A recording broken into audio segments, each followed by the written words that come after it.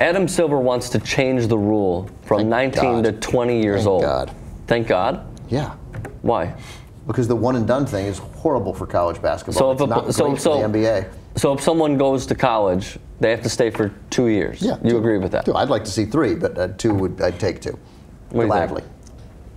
I live in a free country, man. Do what you like. And then these guys, for some reason, name always comes to mind. Michael Wright left early. I think Arizona again. Arizona from Chicago. Sucked. Nothing ever happened to him. And as he left, I remember thinking, you're not ready for the NBA. Maybe someone should have counseled you a little different on this. This isn't going to work out for you. And it didn't work out for him. But that's his life. He gets to do what he wants with it. Now, but shouldn't it be their choice out of high school? Yeah. That's what I mean. I would do whatever you want. I would say leave after high school or spend 2 years.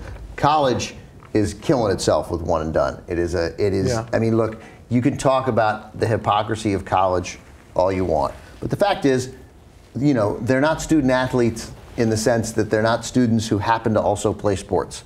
We get that. It's a different situation. But they are part of the fabric of college. They have to go to class. They have to stay eligible, unless it's North Carolina, where you're writing a paper on Rosa Parks was pretty and went to the back of the bus and said, "Hey, driver," and then you get an A-. I don't, by the way, believe True that. story. I don't believe that story. Oh, no? No, I don't buy it.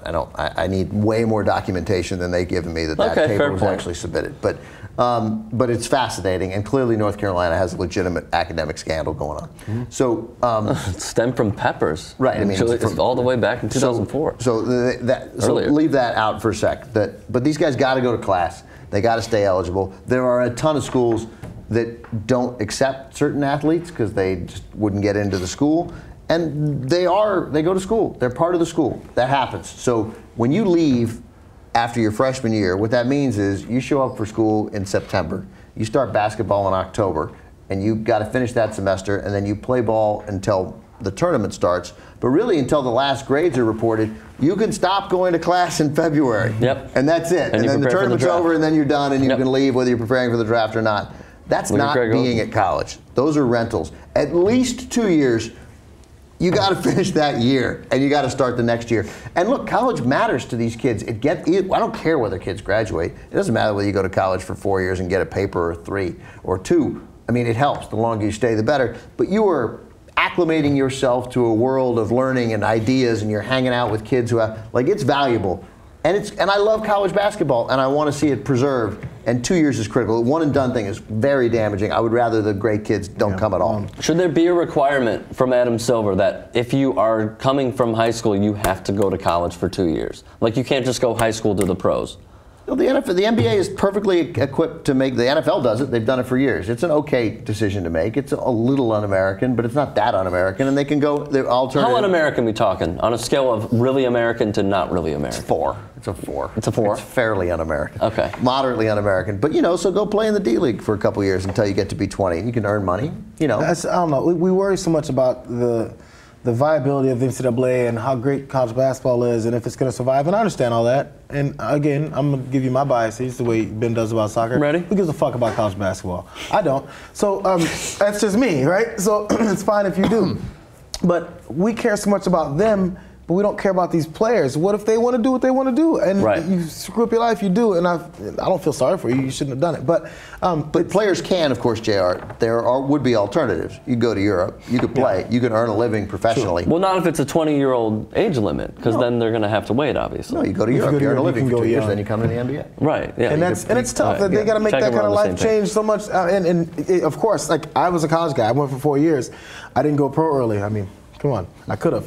But the thing is, I didn't, and I loved it. That's just my personal experience. Yeah. I knew people in college who were like, I can't wait to get the fuck out of here. Well, they were just maybe in the wrong setting. I mean, I loved college, too. I mean, so everybody's life is different. Now, I want them to be able to make the decision for their life. College is useful to people. There's no question. And college sports have been a springboard to pro sports for forever, right? Not in everything. Female tennis players don't benefit from going to college. They got to play when they're 18. That's when they're best and strongest. Mm-hmm. I assume male tennis players too. Gymnasts. There's a lot of sports. Yeah, there's a lot of sports. That said, we have a system set up that people like. I mean, I get it. You don't love college basketball, but you can tell. I mean, here's what the CBS makes sense about like people love college basketball, and the one and done has damaged it. And it's not great for the NBA because a lot of these kids come out when they're not quite ready, and teams end up because they come out and NBA, like Zach LaVine at UCLA, who started out thrillingly, as it looked like in most mock drafts, he was in the top 10, top 5 in some, and then he had the rest of the season count up to him, and he played like a freshman. He could come out, he'll be a first-round pick because the NBA goes on potential. The NBA would love it if he stayed another year. They would know more, he'd grow up, he'd be stronger, so it's beneficial to the NBA. That helps college. I think it's a win-win for everybody, except a few players who don't want to go to college and want to come out. And some of them, at some point, one of them's going to sue. But it's really tough to sue when you're trying to get into a league that has a union that collectively bargains it. As soon as it's collectively bargained by the players and management, very tough to win that lawsuit.